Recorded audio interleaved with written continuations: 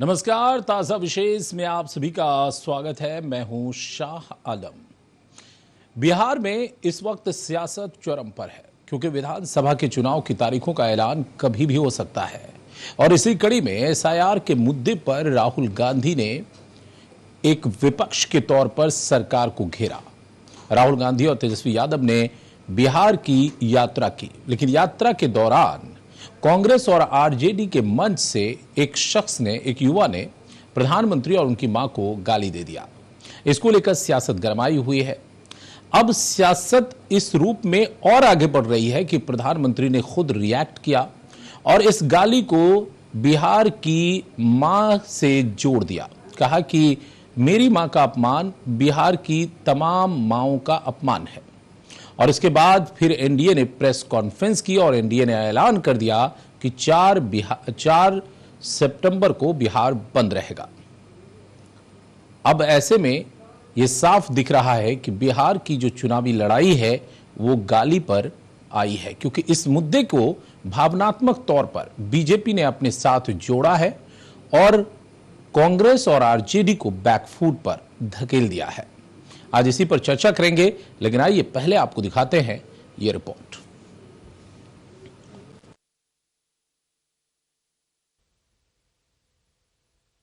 कुछ समय पहले 100 साल की उम्र पूरी करके वो हम सबको छोड़ के चली गई। मेरी उस मां को जिसका राजनीति से कोई लेना देना नहीं, जिसका शरीर भी अब 100 साल की उम्र पूरी करके वो हम सबको छोड़ के चली गई। मेरी उस मां को आरजेडी कांग्रेस के मंच से भद्दी भद्दी गालियां दी।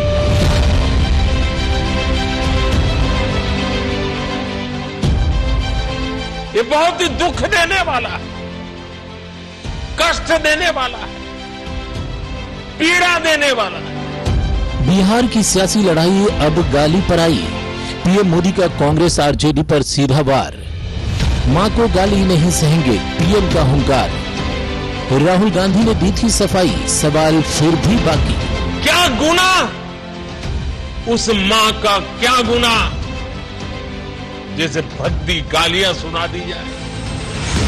जी हां, बिहार के दरभंगा में गठबंधन के मंच से एक युवक ने पीएम मोदी और उनकी मां को लेकर कथित तौर पर आपत्तिजनक टिप्पणी की थी। इस मामले को लेकर बीजेपी और कांग्रेस तो आमने सामने थी ही, अब खुद पीएम मोदी मैदान में उतर गए हैं। उन्होंने जीविका दीदी के लिए योजना का ऐलान करते हुए इस मुद्दे पर कांग्रेस और आरजेडी दोनों को खूब खरी खोटी सुनाई। पीएम मोदी ने कहा, मां को गाली नहीं सहेंगे, इज्जत पर वार नहीं सहेंगे। मां का अपमान देश की हर मां का अपमान है। 100 साल की उम्र पूरी करके वो हम सबको छोड़ के चली गई। मेरी उस मां को जिसका राजनीति से कोई लेना देना नहीं, जिसका शरीर भी अब नहीं है, मेरी उस मां को आरजेडी कांग्रेस के मंच से भद्दी भद्दी गालियां दी गई। ये बहुत ही दुख देने वाला है, कष्ट देने वाला है, पीड़ा देने वाला है।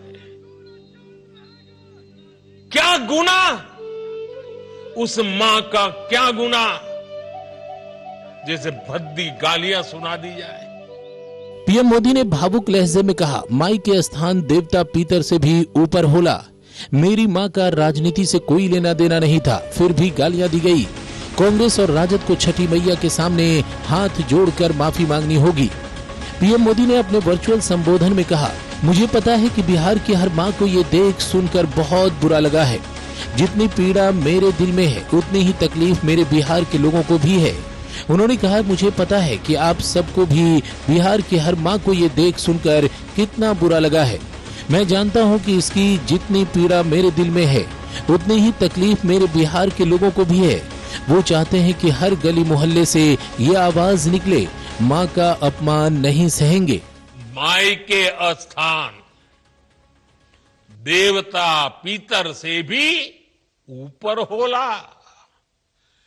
काहे की आपन बाल बच्चा खातिर ऊ कौनो देवी नियर परछाई बन के पोस पाल के बड़ करेली खुद ही दुख सह के दिखावेली संसार। मां को गाली देने वालों से कहना चाहता हूं, मोदी तो तुम्हें एक बार माफ कर भी देगा, लेकिन भारत की धरती ने मां का अपमान कभी बर्दाश्त नहीं किया है। हर गली मोहल्ले में से एक ही आवाज आनी चाहिए, मां को गाली नहीं सहेंगे, नहीं सहेंगे।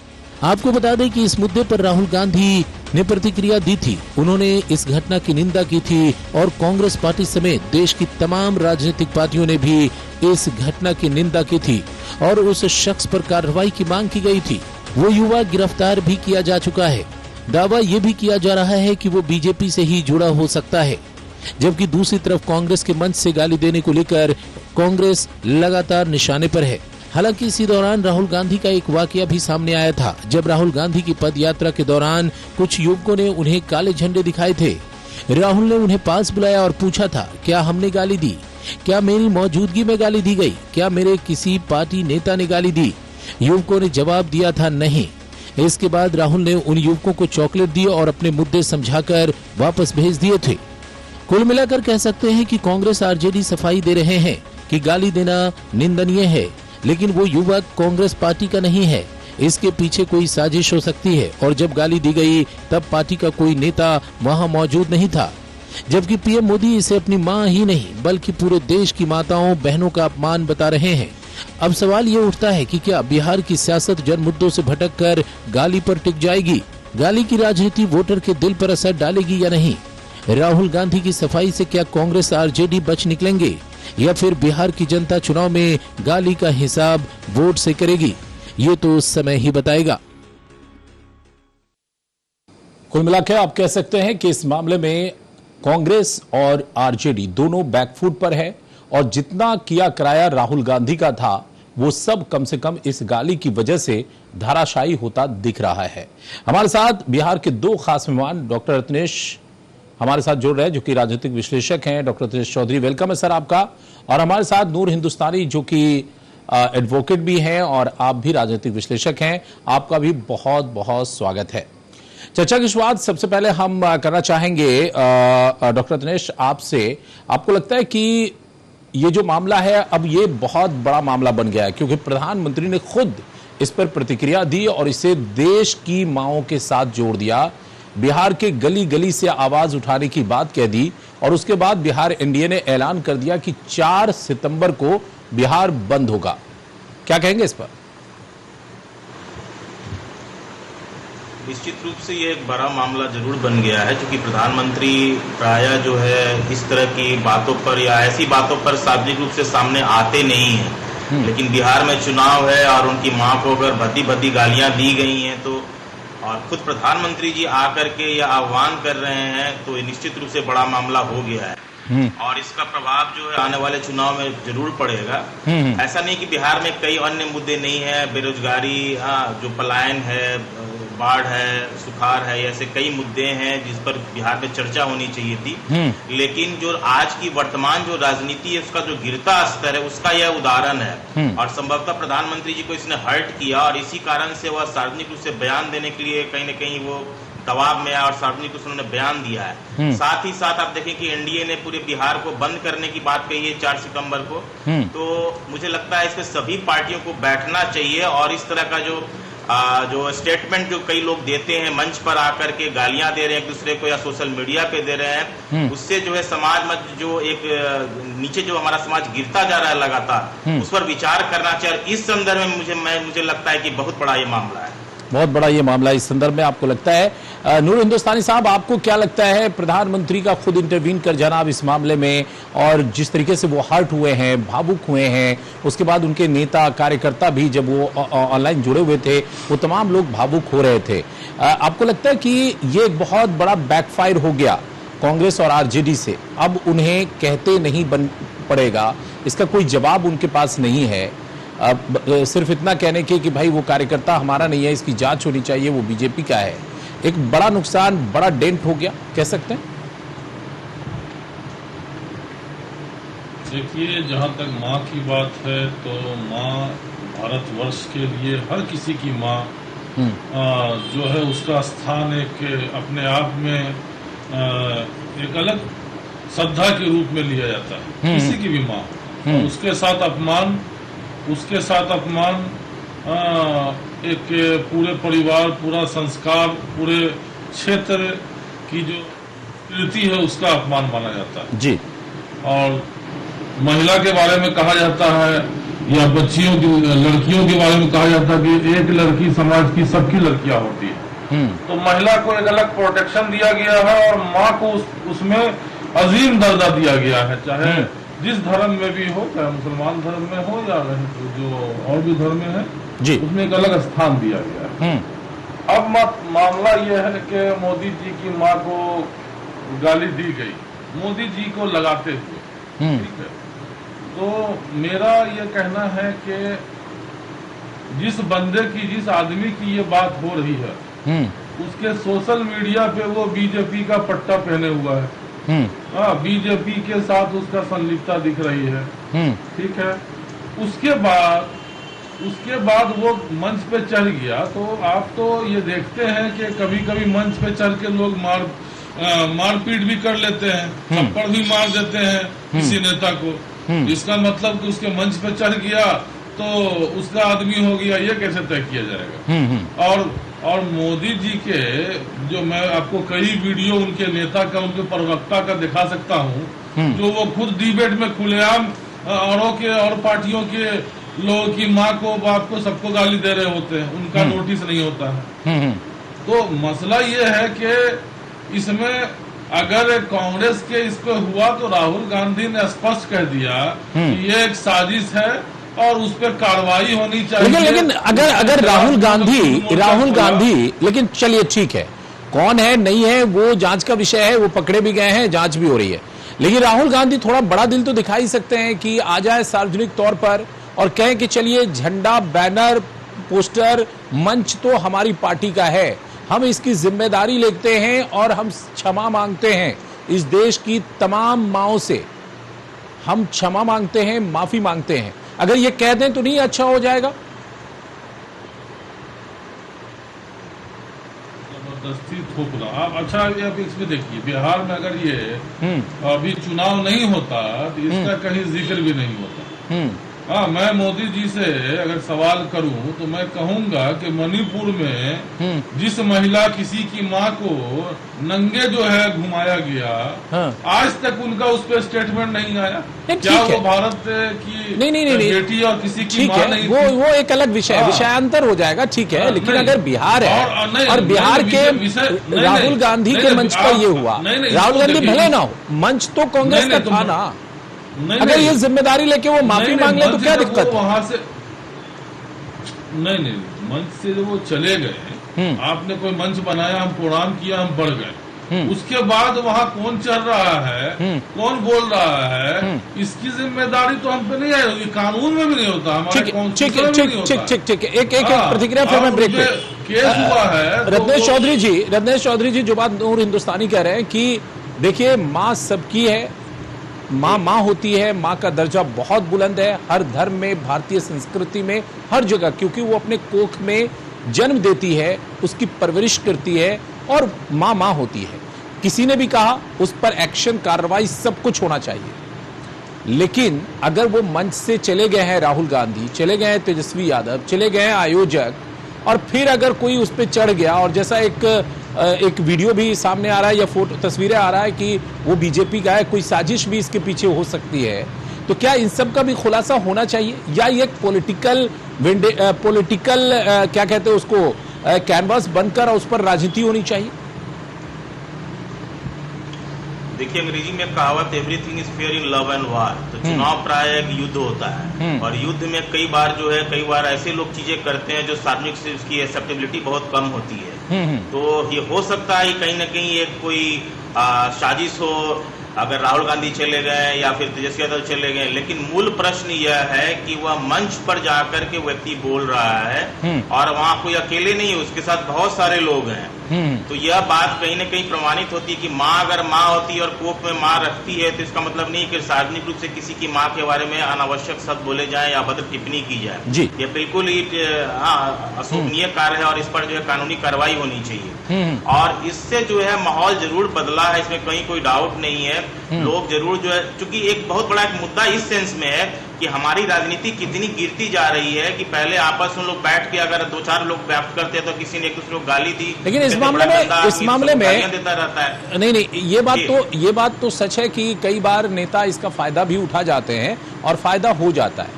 मणिशंकर अय्यर ने प्रधानमंत्री को लेकर एक आपत्तिजनक टिप्पणी की थी, उसका फायदा कहा गया कि गुजरात चुनाव में हुआ।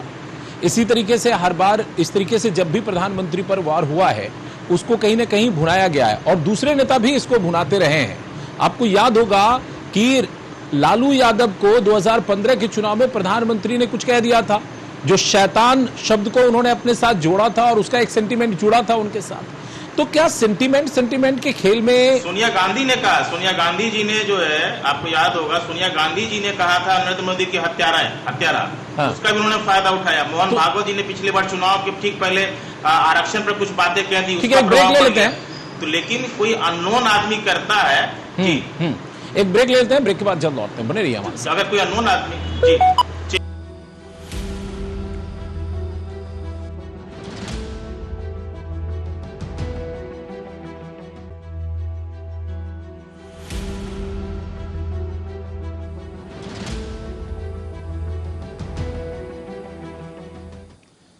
ब्रेक के बाद एक बार फिर से आप सभी का स्वागत है। आप देख रहे ताजा विशेष, और ताजा विशेष में हमारे साथ दोनों ही मेहमान मौजूद है। आज हम चर्चा कर रहे हैं कि क्या बिहार की सियासी लड़ाई, जो चुनावी लड़ाई है, वो अब गाली पर आ गई है। हमारे साथ दोनों ही खास मेहमान मौजूद हैं। डॉक्टर दिनेश चौधरी, एक सवाल और हमारा आपसे, उसके बाद हम जाएंगे नूर हिंदुस्तानी के पास। सवाल यह है कि राजनीति में कब तक चलता रहेगा कि जब भी चुनावी मुद्दों पर चर्चा हो तभी कोई ऐसा मुद्दा आ जाए जो भावनात्मक तौर पर चीजों को कनेक्ट करे और राजनेता उसको भुनाने की कोशिश करे। आपको याद होगा बिहार में नीतीश कुमार के डीएनए को प्रधानमंत्री ने चुनौती दी थी, उसके बाद बिहार का डीएनए टेस्टिंग के लिए भेजा गया था प्रधानमंत्री को। आपको यह भी याद होगा जर्सी गाय किसको कहा गया था। आपको यह भी याद होगा 50 लाख की गर्लफ्रेंड कौन कहा था और किसको कहा गया था। और आपको यह भी याद होगा कि दिल्ली चुनाव में किस तरीके से रामजादा और उसके बाद क्या कहा गया था। आपको यह भी याद होगा कि गोली मारो। तो इस तरीके से मंच से जो चीजें आई है बड़े बड़े नेताओं के जरिए, उसको भुनाया गया है चुनाव में। और सारे मुद्दे जो अभी आप कह रहे थे कि रोजगार, बेरोजगारी और डेवलपमेंट और पलायन और सड़क, बिजली, पानी, जो भी काम सरकार ने किया हो ना किया हो, ये तमाम तो गौण हो जाएंगे। फिर अब इसी मुद्दे पर चुनाव हो जाएगा।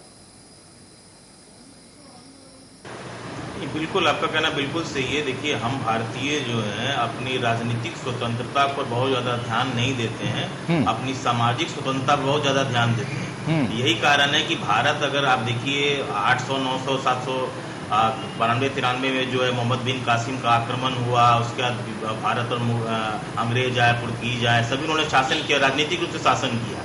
लेकिन भारत का जो सामाजिक ताना बना है उसको तोड़ नहीं पाए। यानी भारत जो सामाजिक ताना बना है उसकी जो भावनात्मक स्थितियां हैं वो आपस में बहुत ज्यादा जुड़ी हुई हैं, सबकी भावनाएं उससे ज्यादा जुड़ी हुई हैं। इसी कारण से अगर वैसी बातें सामने आती हैं जिससे जनता तुरंत प्रभावित हो, उसको राजनीतिक जो दल के लोग होते हैं तुरंत कैच करते हैं, पकड़ते हैं उसको। उससे क्या होता है कि उनकी वोट प्रतिशत बढ़ती है और इस कारण जो है वो इन चीजों को ज्यादा, देखिए ये इतना बड़ा मुद्दा नहीं था जिससे कारण कि पूरा बिहार को बंद कर दिया जाए, हजारों करोड़ रुपए का नुकसान हो जाए। इतना बड़ा मुद्दा आप कह के कहिए रत्नेश चौधरी, आप फंस जाएंगे। रत्नेश चौधरी, आप अगर कहेंगे इतना बड़ा मुद्दा नहीं था तो आप फंस जाएंगे। प्रधानमंत्री की मां को गाली दिया गया, आप कहेंगे इतना बड़ा मुद्दा नहीं है, फंस जाएंगे। थोड़ा सा शब्दों के चयन में ध्यान रखना होगा।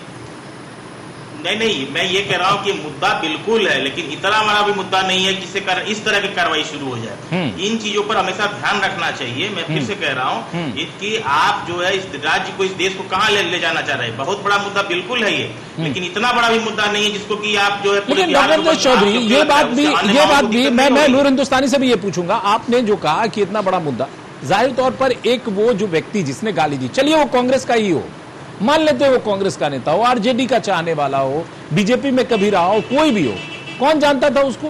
वो 19-20 साल का लड़का है, किसी गांव में रहता है, वो कितना बड़ा स्ट्रेचर रखता है कि किसी को गाली दे दिया तो वो बहुत बड़ा स्ट्रेचर है और प्रधानमंत्री उसको रिएक्ट करेंगे। अरे भाई, उसको जेल होना चाहिए, सजा होनी चाहिए, फांसी पे लटका दो, बीच चौराहे पे काट दो, फेंक दो। राजनीतिक मुद्दों को क्यों भटकाना? या भटकेगा या नहीं भटकेगा? डॉक्टर दिनेश चौधरी।